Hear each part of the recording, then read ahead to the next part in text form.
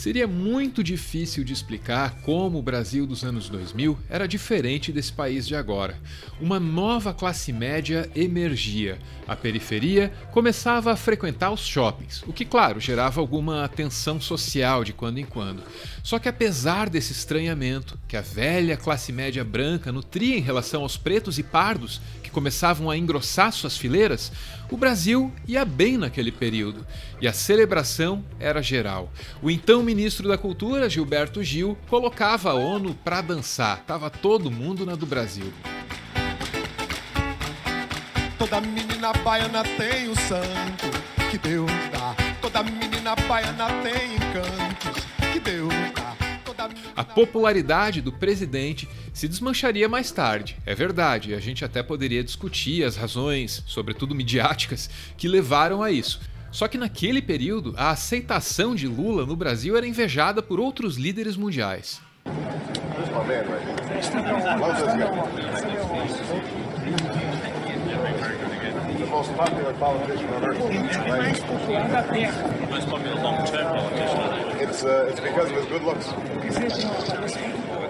Hoje você raramente ouve essa palavra, mas o Brasil daquele tempo era chamado com muita frequência de emergente, um país que emergia para o mundo. Foi nesse contexto que o Brasil começou a nutrir a pretensão de receber eventos internacionais. Em setembro de 2007, a FIFA anunciou que o Brasil receberia a Copa do Mundo de 2014. O anúncio veio junto com uma piada sobre as seleções de outros países que contam com reforços de jogadores brasileiros naturalizados em seus países. E se não pararem os invasores futebolísticos do Brasil em Copas futuras mundiais, talvez até já em 2018, teremos apenas jogadores brasileiros em todas as equipes nacionais em todo o mundo. Não queremos que isso aconteça. Por isso,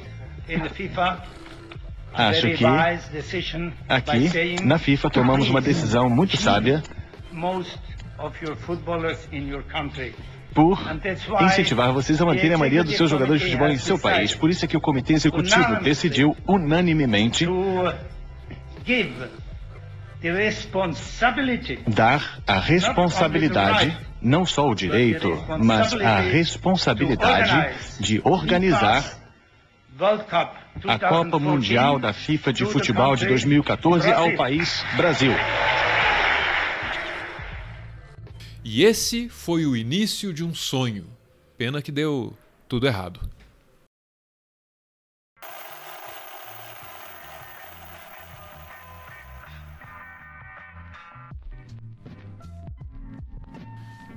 Depois do anúncio de que a Copa de 2014 no Brasil foi feito, duas teses concorreram por espaço no noticiário. A primeira delas era de que um país com as carências do Brasil jamais deveria gastar dinheiro num evento esportivo. A segunda sustentava que receber a Copa do Mundo era uma oportunidade para viabilizar o financiamento de importantes obras de infraestrutura.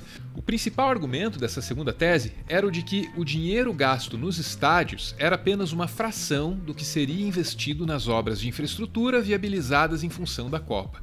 Por exemplo, os estádios deveriam custar R$1 bilhão. É verdade que hoje estima-se que eles não tenham saído por menos de 3 bilhões e 600 milhões de reais.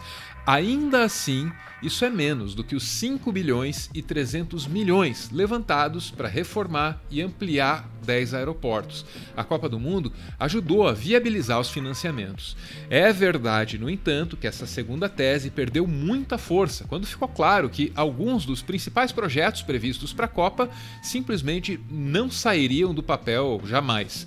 Falou-se em um trem de alta velocidade ligando São Paulo ao Rio. Isso custaria 11 milhões de reais, mas não rolou. No fim, o Tribunal de Contas da União estimou que entre estádios, estradas, aeroportos, praças e o que mais puder entrar na conta, a Copa envolveu 25 bilhões e meio. Isso é menos de 1/4 do orçamento que o Ministério da Saúde teve para usar em 2014, o ano da Copa. Naquele ano, o Brasil colocou 106 bilhões na saúde pública.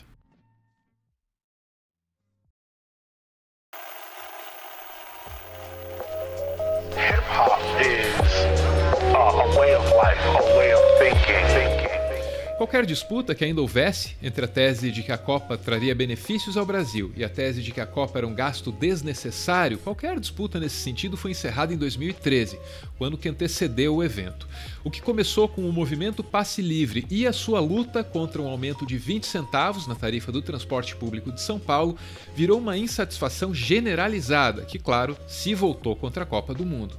O professor Marcos Nobre, que estuda, entre outras coisas, as mudanças sociais no Brasil recente, percebe 2013 como um marco dentro da transição do Brasil para o autoritarismo. Então, em junho de 2013, já teria se iniciado a atual regressão autoritária.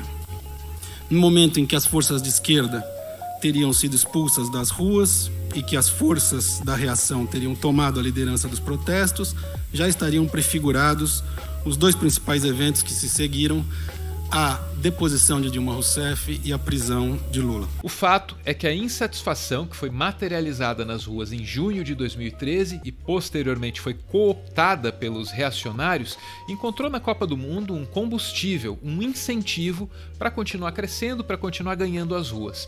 De algum jeito, o evento esportivo, que deveria ser a celebração máxima das conquistas petistas, serviu para despertar e para fortalecer os piores inimigos que o petismo já teve.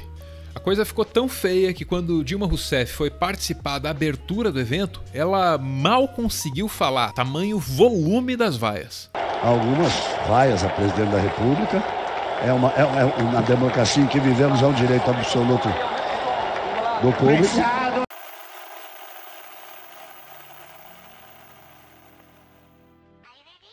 As obras da Copa do Mundo envolviam prefeituras, governos estaduais, gestores públicos de todas as vertentes partidárias. Denúncias de corrupção ocuparam boa parte dos noticiários nos meses que antecederam o evento.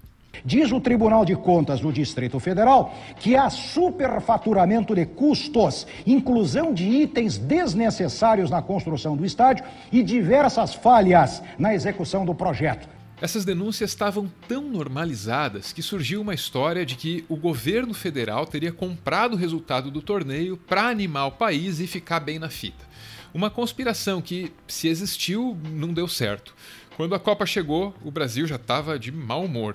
Aquela animação toda dos anos 2000 parecia bem distante. O 7-1 certamente não ajudou. Foi naquele exato momento que o mau humor que pairava no Brasil de então começou a virar a loucura de agora. Loucura ou doideira, como pontuou o jornalista diplomado Serginho. Várias pessoas politizadas dizendo que a Copa já estava comprada, que estava tudo certo, que era só a gente continuar sem hospital e alienado que a gente ia ser campeão. Fomos enganados! Fomos enganados, Serginho! Fomos enganados! Só tem uma coisa a dizer em relação a isso, Daniel. Doideira!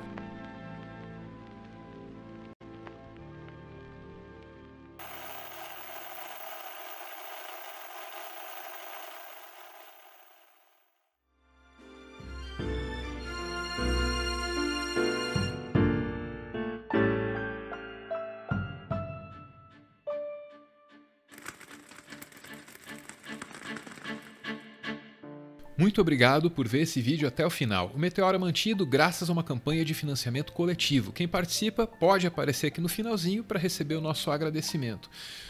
Hoje a gente agradece ao Matheus, que preferiu não mandar uma foto, mas que escreve aqui uma mensagem emocionante. Diz ele: meu nome é Matheus. Assim como o Meteoro Brasil, uma pessoa passou pela minha vida e me ensinou a começar a me desconstruir como machista e como reacionário. Ela chama-se Fernanda. Assim como o mundo ocidental cristão, minha vida divide-se em Mateus AF e Mateus DF.